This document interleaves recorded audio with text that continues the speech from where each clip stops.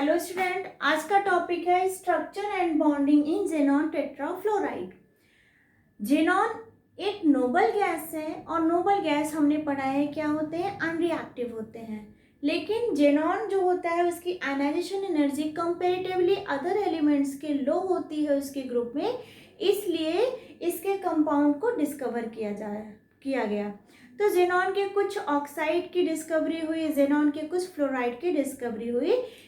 Previous lecture में मैंने आपको जेनॉन डाइफ्लोराइड कंपाउंड में स्ट्रक्चर और बॉन्डिंग के बारे में बताया था।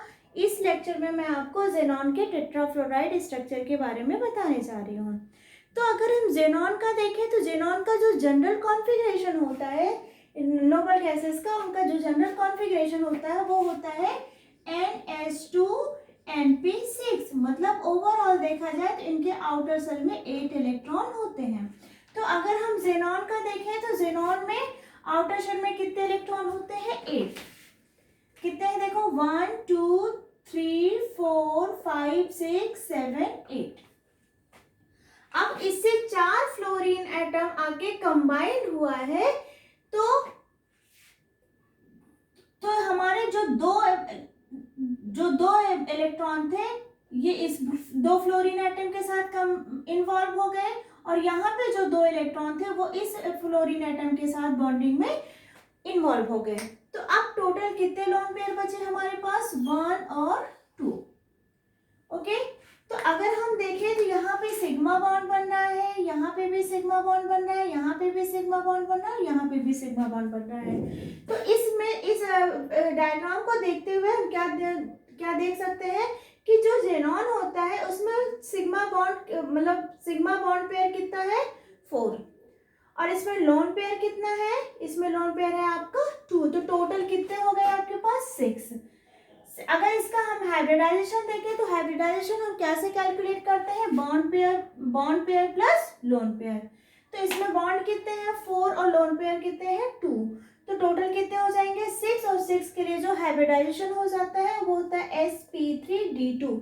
sp3d2 का मतलब होता है यहाँ पे एक s ऑर्बिटल, 3 p ऑर्बिटल और दो d ऑर्बिटल पार्टिसिपेट किया है। ओके, अभी हम इसके हाइब्रिडाइजेशन के बारे में देखेंगे। अच्छा, इस हाइब्रिडाइजेशन के बिहार पे इसका स्ट्रक्चर कैसा होना चाहिए था, तो जो एक्सपेक्टेड शेप होना चाहिए था उसका ऑक्टाहेड्रल होना चाहिए था। मतलब कि 4 बॉन्ड तो प्लेन में होने चाहिए थे, टोटल 6 है, 4 तो प्लेन में होने चाहिए था, एक प्लेन से ऊपर और दूसरा प्लेन से नीचे होना चाहिए था। लेकिन जो इसका एक्चुअल शेप निकल के आया वो हुआ आपका स्क्वायर प्लेनर। उसका रीजन क्या है बेटा कि जो हमारे ये 4 बॉन्ड बने हैं इनको अगर हम एक प्लेन में कंसीडर करेंगे और लोन पेयर को हम प्लेन से ऊपर और प्लेन से नीचे कंसीडर करेंगे तो लोन पेयर हमको दिखाई तो देंगे नहीं, सिर्फ हमें बॉन्ड पेयर दिखाई देंगे। तो और हमारा स्ट्रक्चर कैसा बन जाएगा, स्क्वायर प्लेनर। ओके, अब आइए इसके हाइब्रिडाइजेशन के बारे में देखते हैं, ये कैसे हाइब्रिडाइजेशन शो करता है। तो आई थिंक आप इसको एक बार नोट कर लीजिए, तो मैं इसको रब कर देती हूँ।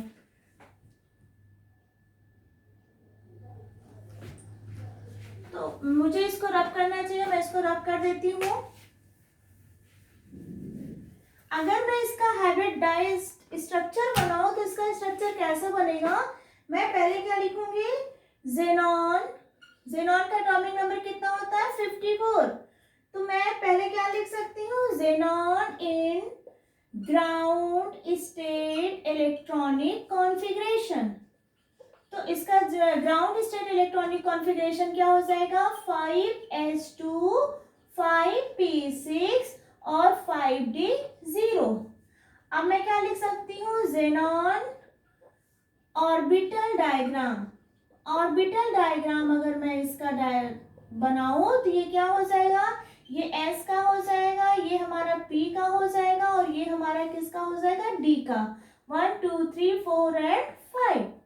तो यहाँ s में कितने इलेक्ट्रॉन है बेटा, s ऑर्बिटल में 2 इलेक्ट्रॉन है, यहाँ p में कितने ऑर्बिटल है, 1 2 3 4 5 6।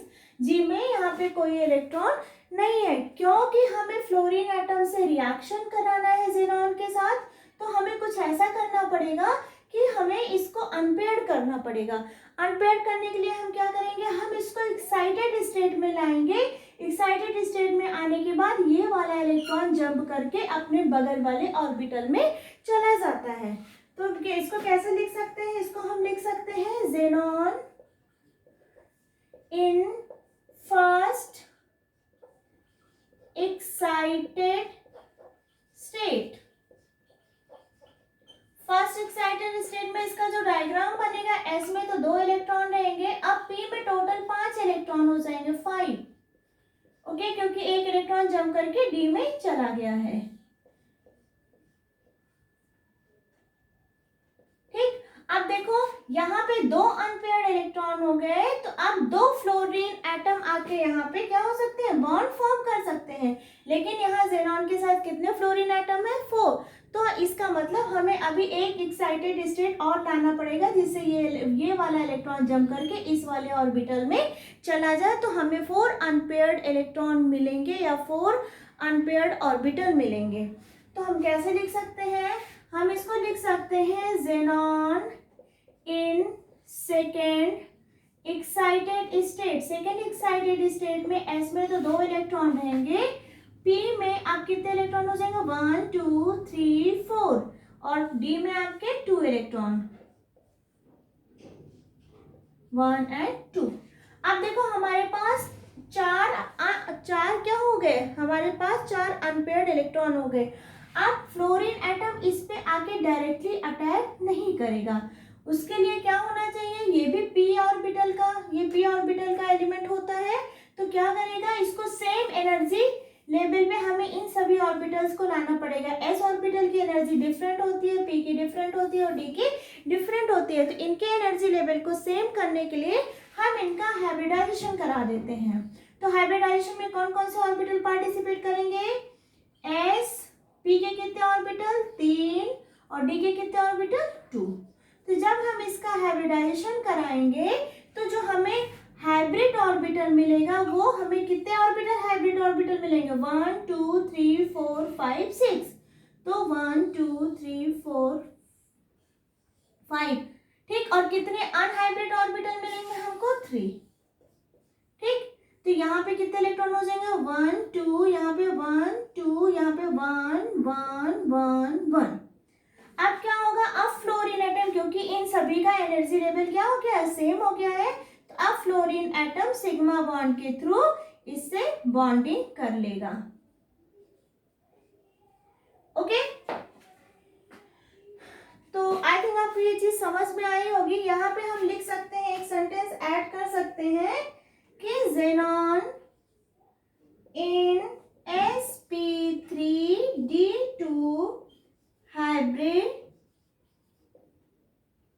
hybridized state। ठीक है, अब यहां पे हम लिख सकते हैं xenon in tetrafluoride molecule। Okay बेटा, xenon tetrafluoride molecule। अब ये जो फ्लोरीन एटम होते हैं ये ओवरलैप करते हैं, ये हाइब्रिड ऑर्बिटल है और ये प्योर ऑर्बिटल है, ये क्या करेंगे, ये ओवरलैप कर लेते हैं। मतलब कि जैसे ये हमारा हाथ है, ये हमारा हाइब्रिड ऑर्बिटल है और ये हमारा क्या है, फ्लोरीन एटम का ऑर्बिटल है। ये क्या करेंगे, यहाँ पे आके ओवरलैप करेंगे, जहां पे ओवरलैप करेंगे वहां पे इलेक्ट्रॉन क्या हो जाते हैं, पेयर्ड हो जाते हैं। तो जब ये ओवरलैप करेंगे तो इसका स्ट्रक्चर हम आइए ड्रॉ करते हैं, इसका स्ट्रक्चर कैसे बनता है ओवरलैपिंग के बाद। तो आप इसको पहले लिख लीजिए, फिर मैं इसको रब करती हूँ।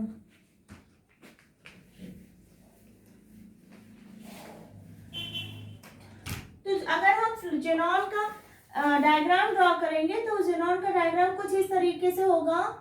पहले तो 2 तो हम लोन पेयर ड्रॉ कर देंगे, ये तो 2 हमारे लोन पेयर हो गए, ठीक है।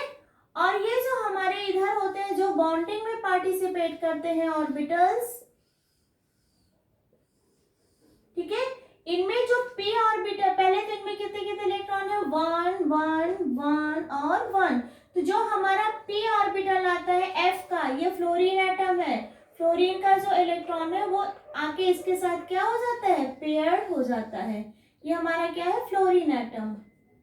यहाँ भी एक फ्लोरीन एटम हमारा क्या होगा, आके इसके साथ कंबाइन हो जाएगा, और यहाँ पे भी एक फ्लोरीन एटम हमारा इसके साथ आके क्या हो जाएगा, कंबाइन हो जाएगा। ठीक है, तो ये हमारा डायग्राम हो गया किसका, ज़ेनॉन टेट्राफ्लोराइड का।